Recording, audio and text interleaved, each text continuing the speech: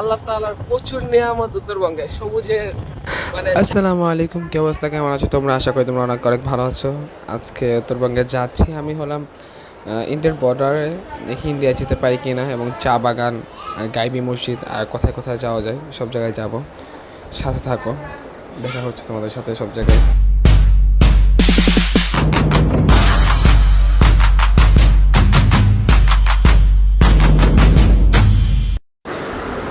Guys, আমরা এখন কোথায় আছি জানো? আমরা আছি বাংলাদেশে। আর এই যে নদী, এই নদীর ওপারে হলো ইন্ডিয়া। এই যে হ্যাঁ, এটা এর সামনে যে দেখি একজন নৌকা মাঝি বসে রয়েছে, সে আমাদেরকে এপারে নিয়ে যায় কি নেয় না, এবং আমরা ইন্ডিয়া যেতে পারি কি পারি না, তোমরা দেখতে থাকো।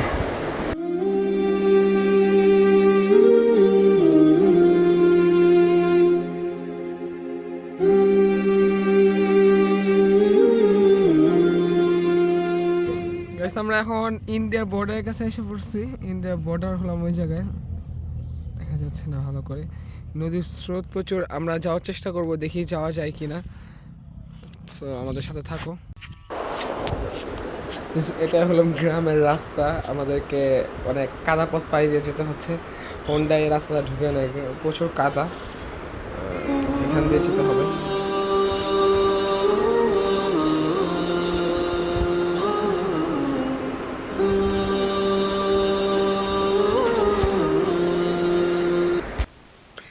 গাইস, আমি যদি বলি এখন আমি সিলেটের কোনো এক চা বাগানে আছি, তাহলে আপনার বিশ্বাস করবেন, কারণ অবিশ্বাসের কোনো কথাই নেই।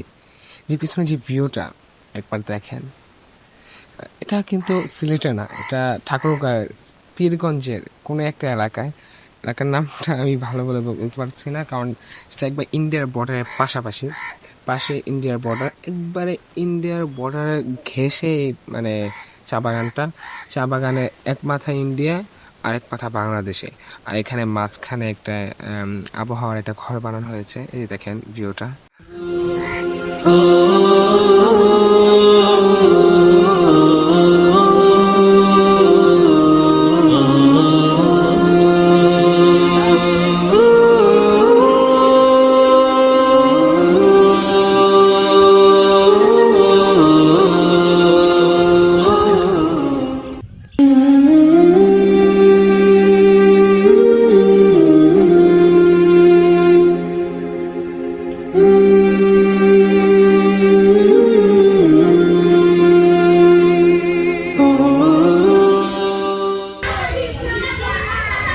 গাইস, আমি এখন এসেছি গাইবি মসজিদে।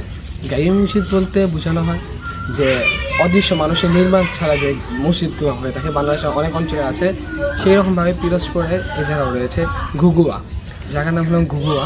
তো এই জায়গায় যে মসজিদটা রয়েছে, এই মসজিদটা 19 শতকে মাটির নিচ থেকে উঠে এসেছে। এখন বর্তমানে এই যে মসজিদটা, এটাকে সংস্করণের পর অনেক সংস্করণের পর এখন টাইস করার ভিতরে পিছনে যে কামরাঙ্গি গাছটা দেখতে পাচ্ছেন, এই কামরাঙ্গি গাছ, কামরাঙ্গা গাছ, এই গাছটা এখনও রয়েছে। এই গাছ ঘেঁষে মসজিদটা উঠেছিল, তাই না? এবং কবরস্থান আছে, এটা কবরস্থান, ঐতিহ্যবাহী কবরস্থান। মসজিদটা হলো এই যে পাশে ঘুঘুয়া কামরাঙ্গি তলে জামে মসজিদ।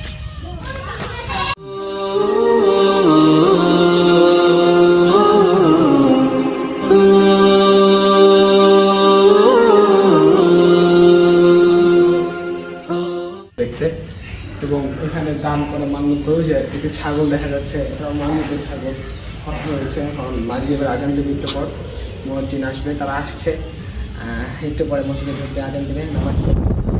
এটা মসজিদের বাহিরের অংশ, খুব সুন্দর মসজিদটা। এখন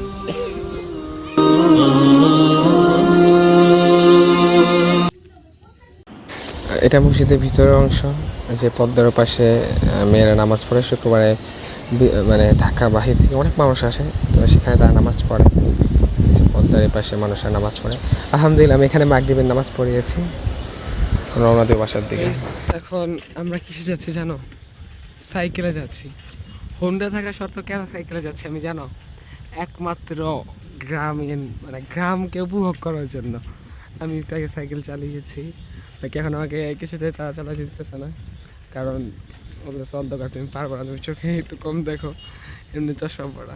কিন্তু তারা বুঝে না যে তাদের চেয়ে আমি কত ভালো দেখি। যাওয়ার সময় অনেক সুন্দর করে সাইকেল চালাই নিয়ে গেছে, কি ভাই নিয়ে যায় নাই? তাহলে আমার একটু দেন চালাইতে, দিতেছে না পিছনে না। ও আরেকটা সাইকেল আমাদের আগে চলে গেছে।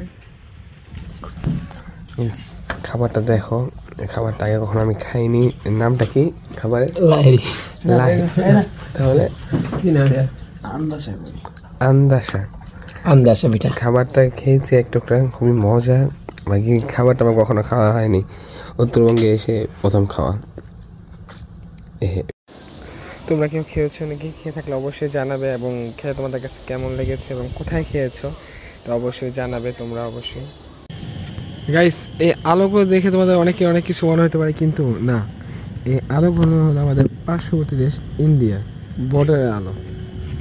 দেখতে পাচ্ছ সূর্যের মতো লাগছে, অন্ধকার রাত, ঘুটঘুটে রাত, এই ঘুটঘুটে অন্ধকারের মধ্যে এই আলোগুলো দেখা যাচ্ছে।